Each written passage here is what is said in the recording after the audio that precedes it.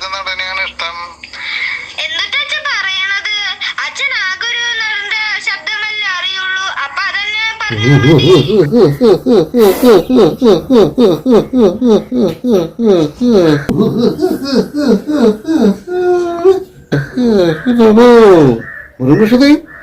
പിശാശ് പോലെ അല്ലേ? 1969 നിങ്ങളുടെ വിവാഹം കഴിഞ്ഞു. 1971 നിങ്ങൾക്ക് ഒരു ഉണ്ണിരുന്നു അല്ലേ? അകത്തേക്ക് പോകാൻ. അയ്യോ, എങ്ങനെയുണ്ട് മക്കളെ?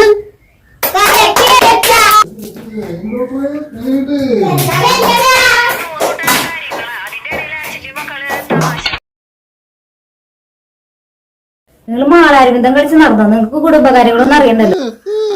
അയ്യോ.